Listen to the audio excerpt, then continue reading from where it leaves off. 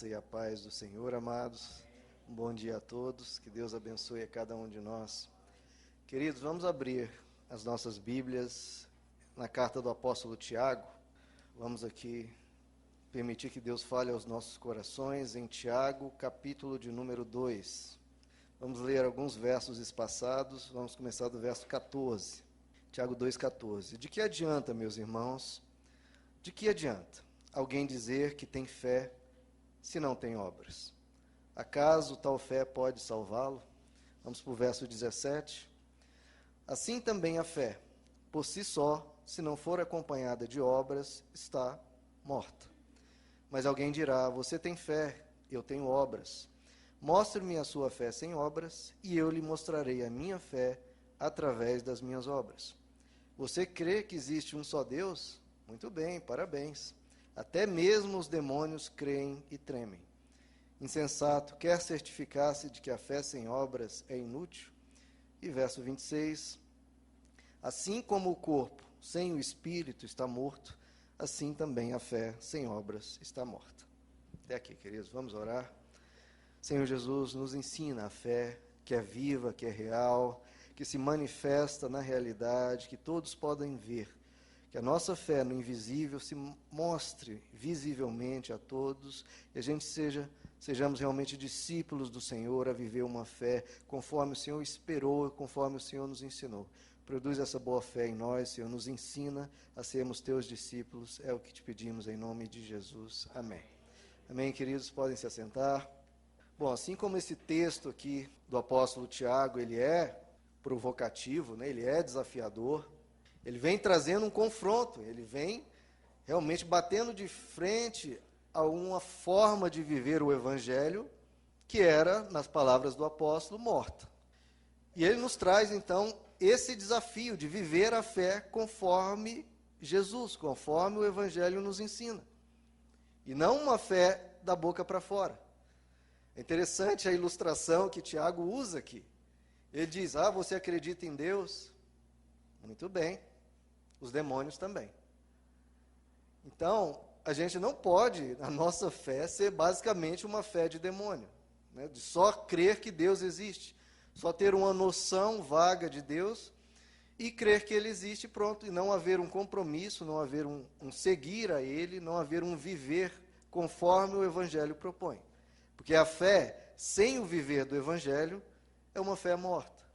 É isso que Tiago está dizendo, e ele trouxe isso, veja, na época dos apóstolos, já haviam pessoas vivendo uma fé morta, uma fé que era só dizer: não, eu creio em Deus, eu creio em Jesus, eu creio que Ele ressuscitou dos mortos, e Tiago diz: e daí? Se eu não estou vendo nada disso na sua vida, se eu não estou vendo diferença no seu viver, se a sua vida continua igual era antes ou pior, e ninguém de fora vê essa fé sua. É claro que a fé é algo invisível, é algo que está dentro de você, é uma compreensão, é um entendimento, é uma decisão. Mas como o apóstolo Tiago diz, isso se manifesta. Isso faz você mudar a forma de agir, a forma de viver, a forma de enxergar a vida, a forma de falar, a forma de se comportar. Ele diz: a verdadeira fé transforma tudo, muda tudo. Porque não pode ser como a fé dos demônios, que acreditam em Deus, mas não mudam nada nele, não seguem a Deus. Então a fé, ela se observa nas obras. As obras aqui, as pessoas pensam, trabalhando, realizando coisas. Não, mas a principal obra de Deus é o que o Evangelho nos ensina, são os frutos. É aquilo que o Espírito Santo produz em nós. Então a fé não é dizer Não, a fé se manifesta em frutos. A fé é mudança de propósito, mudança de motivação, mudança de vida. Jesus, num trecho que as pessoas às vezes não entendem, e pior, interpretam mal, Jesus chega diante de uma figueira. Jesus estava com fome, ele estava às portas de Jerusalém. E ele vai até aquela figueira, por quê? Primeiro, era a época da figueira produzir frutos. Então, se uma figueira está lá, adulta, e é a sua época, respectiva época de produzir frutos, então, e você está com fome, claro, você vai com a expectativa de encontrar frutos. Mas é claro que há figueiras que na época de frutos não vai produzir frutos porque já morreu, né? Não tem mais folhas, está ali só, né, só a estrutura da árvore, mas não tem folha, não tem vida. Mas de longe Jesus viu a figueira e a figueira tinha folhas. É uma figueira bela, uma figueira toda frondosa. Então, se ela diz que tem vida e é a época de produzir, é claro que deve haver frutos. E Jesus foi até ela, não havia fruto algum. E aí Jesus usa dessa experiência para ensinar os discípulos. O que Jesus faz? Ele repreende a figueira. Ele amaldiçoa, entre aspas, a figueira. E diz para a figueira: de ti nunca mais nasça nenhum fruto. Eles se retiraram. Alguns dias depois eles passam por ali e os discípulos veem que todas as folhas haviam caído e havia ali a árvore completamente seca. E os discípulos falam: olha, mestre, a árvore que tu amaldiçoaste está seca. E o que Jesus quis ensinar com isso, queridos? É que aquela árvore, não é que ela ficou seca, ela já estava seca. Ela só tinha a aparência de vida, mas já estava morta. Era um fingimento, era uma máscara. Olha como eu sou lindo, como eu sou maravilhoso, olha como eu sou cristão, olha como eu sou de Jesus, como eu sirvo a Deus, mas era só aparência. E o que Jesus faz? Ele tira a máscara, tira o fingimento, tira a hipocrisia e mostra a realidade. Você, figueira, já estava morta. Dizia para todos que estava viva, através das suas folhas, mas já estava morta. Então Jesus, muitas vezes, ele vem até nós para nos mostrar. Você diz uma coisa, aparenta uma coisa, mas qual é a realidade de verdade? Você está vivo ou está morto? Você vive o evangelho ou só da boca para fora diz que crê? Então, esse é o desafio da fé, queridos. Fé não é apenas crer. Esse é o primeiro passo. Mas a fé implica em um agir. Veja só, se você crê, você tem um automóvel, se você crê que se você girar a chave ali, ligar o carro, e que você crê que se pisar no acelerador o carro vai andar, você crê nisso, se tiver combustível. Aí você vai vir para a igreja empurrando o carro? Não, ninguém faz isso. Por quê? Porque crê que se você acelerar o carro, ele vai se locomover. Da mesma forma que, se você crê, vejam só, se você crê que o evangelho funciona na prática, que ele funciona, então você não vai empurrar o evangelho com a barriga. Pelo contrário, você vai acelerar a sua vida através dos ensinos de Jesus. Isso se você crê. Se você crê, não, você vai achar bonitinho o evangelho, é poético, é bonito, mas não vai aplicar na sua vida prática. E aí, você vai estar empurrando o seu carro para chegar em algum lugar, em vez de usar o evangelho como a potência para te levar a lugares muito mais longe. Então, veja só, Jesus, quando ele diz, lá em João capítulo 14, eu sou o caminho, eu sou a verdade, eu sou a vida. Então, ele é três coisas. Caminho, verdade e vida, porque muitas vezes as pessoas usam a fé no sentido apenas de acreditar, então é uma verdade. Ah, Jesus é a verdade, realmente eu creio no que ele falou, eu creio que ele ressuscitou, eu creio que ele veio à terra. Tudo bem, muito bom, já é um primeiro passo, mas Jesus disse que ele é mais duas coisas, que ele é caminho. Então caminho, veja só, caminho não é para você acreditar nele. Essa não é a função de um caminho, a função de caminho é que você ande nele, que você pegue essa trajetória para chegar num lugar mais longe. E vida também. Vida não é para ser, eu acredito que Jesus é vida. Não, vida é para ser vivida. Então nós temos que tomar o evangelho e tirar isso de ser apenas uma noção da mente, apenas eu acredito, para ser algo que molda o seu caminho e motiva a sua vida e a sua forma de viver. Então veja só, se a pessoa não vive, isso que o apóstolo Tiago está dizendo, se você não vive, você não crê verdadeiramente. Se torna, né, uma mediocridade espiritual. E isso vai se refletir em todas as áreas da sua vida. Vai se refletir nas emoções, vai se refletir na sua forma de pensar, nas suas atitudes, em tudo. Porque você não está vivendo o evangelho. Diz que acredita, mas não vive. O que Jesus diz? Não apenas creia na minha cruz. O que ele diz? Tome a sua. E me siga, está na hora de viver o evangelho. Não é apenas para acreditar na cruz, é para tomar a sua, tomar o evangelho e encarná-lo, incorporá-lo na sua vida diária. Não pode ser apenas algo que você acredita. E a pergunta é, vou fazer várias perguntas ao longo dessa pregação. Jesus é o caminho que você segue. Jesus é a vida que você vive. É a verdade que você pensa e vive. É a essência do seu viver. Veja, queridos, o Evangelho tem um sentido prático enorme. Enorme. Tem que ser a raiz, o fundamento da sua forma de viver. Mas as pessoas têm encarado o Evangelho como uma mera crença, algo que você acredita. Mas Jesus diz, as minhas palavras, elas são espírito e são vida.